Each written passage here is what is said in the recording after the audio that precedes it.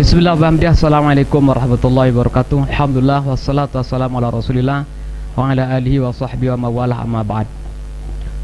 Para pemirsa, hari-hari ini kita disibukkan dengan berita-berita informasi tentang banyaknya kurban di antara saudara-saudari kita, terutama sekali yang mengalami atau yang kena dengan virus corona. Pada kesempatan yang sangat mulia ini, kita membahas sedikit bagaimana sebenarnya cara untuk menyikapi masalah virus corona. Alhamdulillah, kalau dari pemerintah kita selalu dianjurkan untuk melaksanakan 3M minimal ya.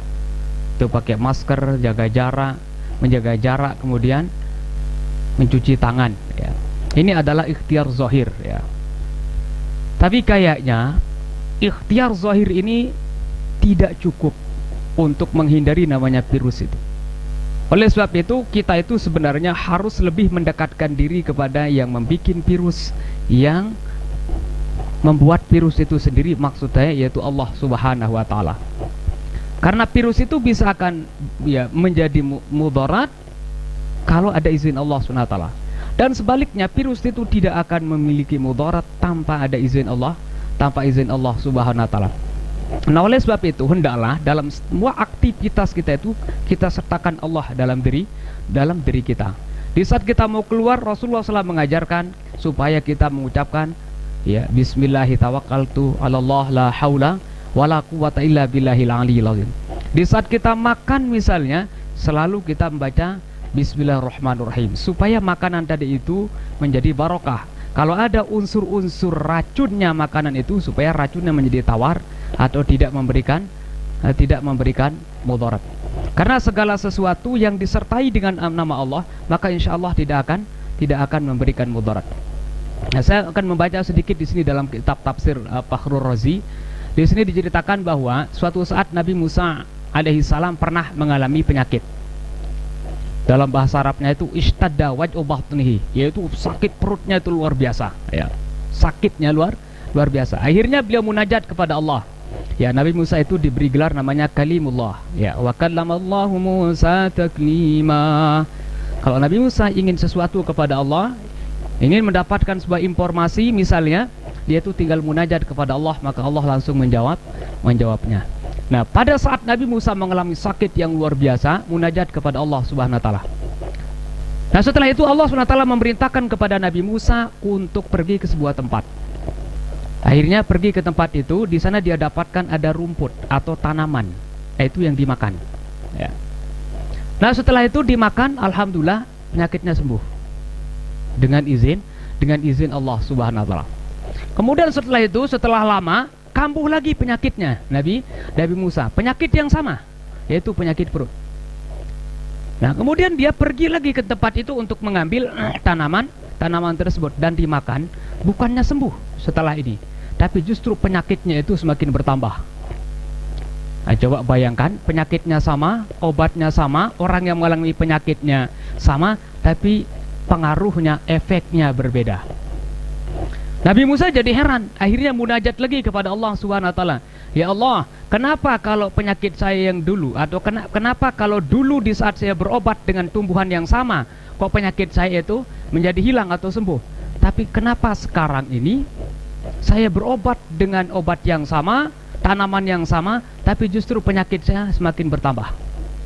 Apa jawaban Allah Subhanahu wa Ta'ala pada saat itu? Wahai Musa, kalau pada saat Anda berobat atau sakit Anda yang pertama itu, dulu Anda berangkat dariku menuju ke tempat itu atau menuju ke obat itu. Artinya Nabi Musa sebelum dia berobat, sebelum mendapatkan obat itu, munajat dulu kepada Allah Subhanahu wa Ta'ala. Tapi pada saat sakit yang kedua, bukannya munajat, karena dia merasa bahwa tumbuhan itu adalah sebagai obat penyakitnya yang pertama tadi, akhirnya tidak perlu munajat dulu kepada Allah Subhanahu wa Ta'ala, langsung menuju ke tempat obatnya, langsung menuju kepada tanamannya, langsung dimakan. Tapi ternyata hasilnya nihil, hasilnya tidak ada, justru menambah penyakitnya. Para pemirsa, apa yang bisa kita simpulkan pada kisah daripada Nabi Musa ini. Nah, segala sesuatu itu sebenarnya adalah bisa memberikan manfaat, bisa memberikan mudarat, tapi semuanya itu adalah dengan izin Allah Subhanahu wa taala. Sesuatu obat itu tidak akan bisa memberikan manfaat, tidak bisa untuk menyembuhkan tanpa ada izin Allah Subhanahu wa taala. Nah, oleh sebab itu hendaklah sebelum kita mulai berobat atau sebelum kita menuju ke rumah sakit, hendaklah kita itu munajat kepada Allah Subhanahu wa taala. Bila perlu sholat sunnah saja, mohon kesembuhan kepada Allah Subhanahu wa taala, baru kita berangkat. Maka insya Allah Allah akan memberikan kesembuhan. Dan Allah Subhanahu wa taala berfirman kepada Nabi Musa, setelah itu dia mengatakan, ya Musa, inna dunya kullaha, sesungguhnya dunia itu adalah semuanya adalah sumun qatala, semuanya itu adalah merupakan racun yang membunuh. Makanan-makanan yang kita makan itu apalagi berlebihan, justru itu membawa mudarat kepada kita. Itu adalah sumun qatala wa tiryaquhu, akan tetapi yang menjadi penangkal daripada racun itu adalah ismi, yaitu namaku. Nah, oleh sebab itu, apapun yang kita makan hendaklah kita sertai dengan nama Allah Subhanahu wa taala, atau bila perlu membaca bismillahilladzi la yadurru ma'asmihi syai'un fil ardi wala fis sama' wa huwas sami'ul alim. Maka insyaallah segala sesuatu yang membahayakan, memudaratkan, insyaallah tidak akan bisa untuk memudaratkan atau membahayakan tubuh kita, tentunya dengan izin Allah Subhanahu wa taala. Mungkin selain ini para pemirsa, kali lagi mudah-mudahan Allah Subhanahu wa taala memberikan hidayah dan taufik kepada kita semua. Selalu ingat kepada Allah Subhanahu wa taala apapun yang harus kita lakukan, termasuk di dalam berobat.